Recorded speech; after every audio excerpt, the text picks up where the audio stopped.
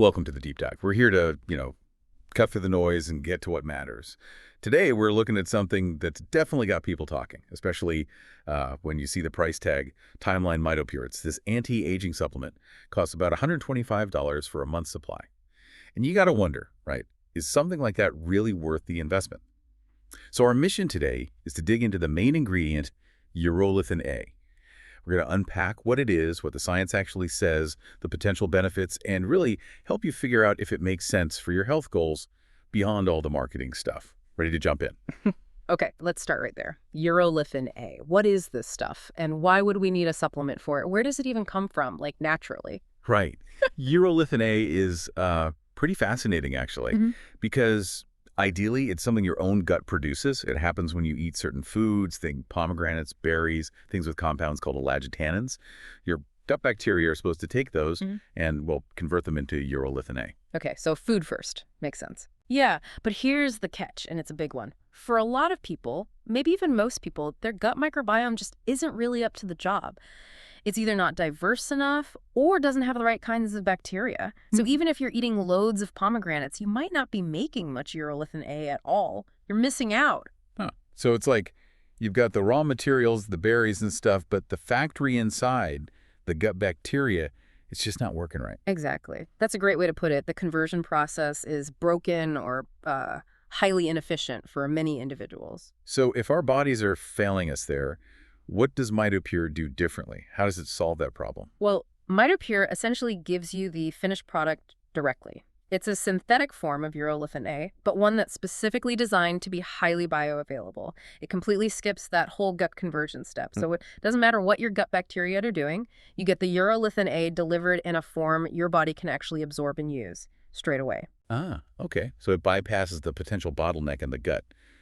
Clever. But, back to that price tag, $125 a month. That's steep. It's like a fancy gym membership. Yeah. Is there solid proof this actually works? Or is it just, another buzzy supplement trend?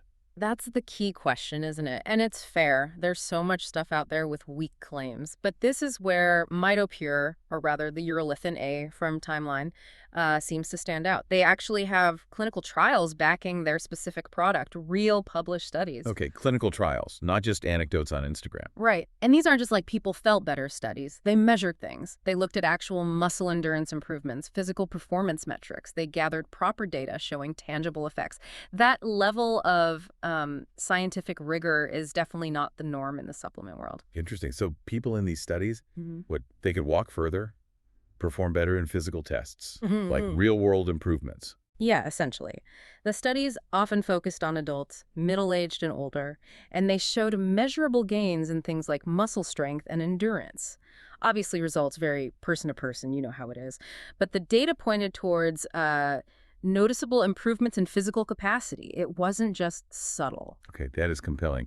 So beyond just muscle performance, what are the bigger promises? The anti-aging angle, the overall health benefits people talk about with urolithin A. What's it supposed to be doing? The main claims really revolve around cellular health.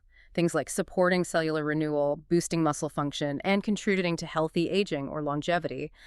But the core of it, what's really fascinating, is the effect on mitochondria. Right, the powerhouse of the cell. I remember that from biology class. Exactly.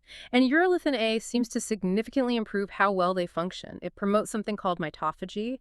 Think of it like cellular quality control or spring cleaning for your cells. It helps clear out old, damaged mitochondria so your cells can make new, efficient ones. Cellular cleaning, I like that. So it helps the basic machinery of our cells work better, run cleaner. Precisely. By cleaning up the old, inefficient powerhouses, you get better energy production, healthier cells overall, and that translates to potentially better muscle function, more vitality, that kind of thing. Okay, that makes the mechanism clear. It's not magic. It's optimizing this fundamental cellular process. All right, let's tackle the elephant in the room again, that $125.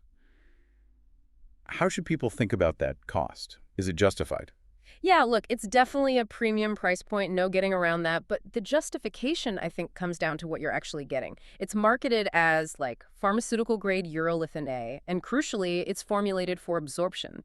You can buy cheaper supplements, sure, but if your body can't absorb the active ingredient, what's the point?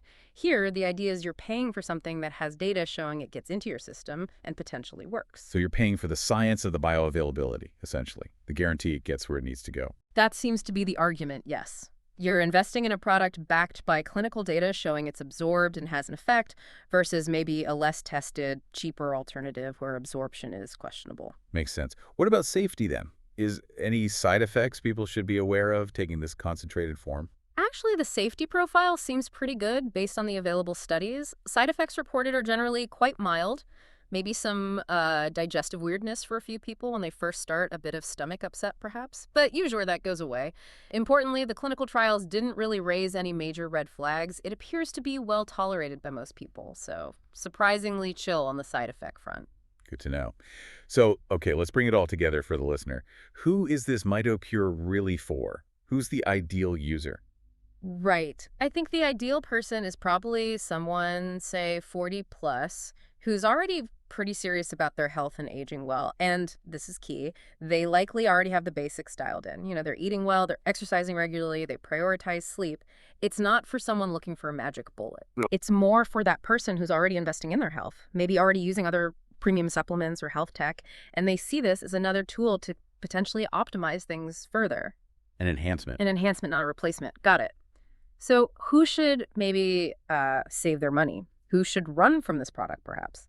Definitely anyone expecting overnight results or thinking this pill will let them skip the gym or eat junk food. That's just not how it works.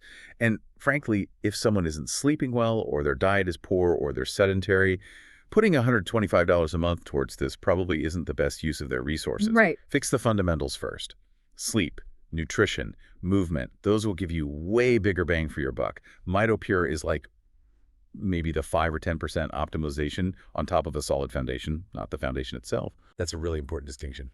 Foundation first, optimization later. So there we have it. Our deep dive into timeline Mitopure and Urolithin A. We've heard it's a compound our bodies should make, but often don't efficiently.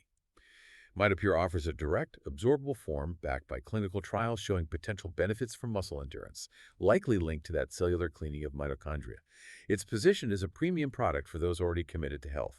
It really makes you think, doesn't it? With all these new anti-aging discoveries and supplements coming out, how do we balance chasing the cutting edge with just nailing the basics? Sleep, food, movement. Where do you, listening now, draw that line in your own health journey?